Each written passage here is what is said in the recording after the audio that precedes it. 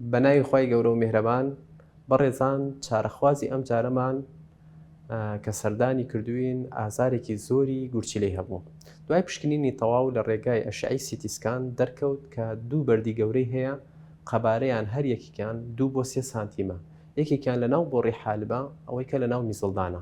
طبعاً ئەوەی کە لە ناو حالب بوو بە تەواوی حالبی داخست بوو بووە هۆی هەڵاوسانی گورچیلە و ناڕەحەتێکی زۆری بۆ دروست کردبوو. بۆیە بڕیارماندا نەشتەرگەری بۆ بکەین.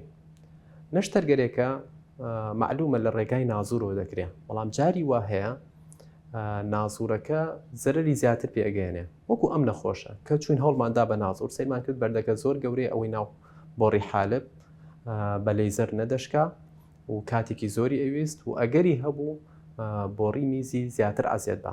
بۆیە لە ڕێگای فەتحەیەکی زۆر بچووک کەمتر لە 5 سانتیم توانیمان بەردی بۆڕی حالبەکە باساقی دەرکەین و لە هەمان کاتە بەردەکەی میزڵان دەرکەین بە هیوای سلامەتی بۆ نەخۆشەکەمان. السلام عليكم. كان عندي حصوة كبيرة، حصوتين، واحدة بالمثانة وواحدة بالحالب. والله راجعت كتير دكاترة واخذت ادوية كتير ما فاد، لا فوار ولا كل شيء. جيت اليوم على المشفى مهربان طريق 120 عند دكتور زانا معروف شيخاني.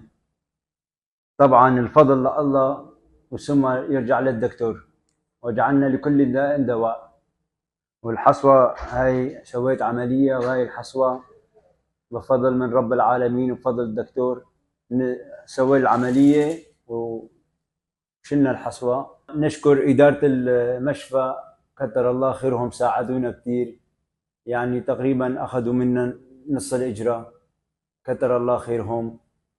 والدكاترة هون كويسين والحمد لله، والله ما قصروا معنا.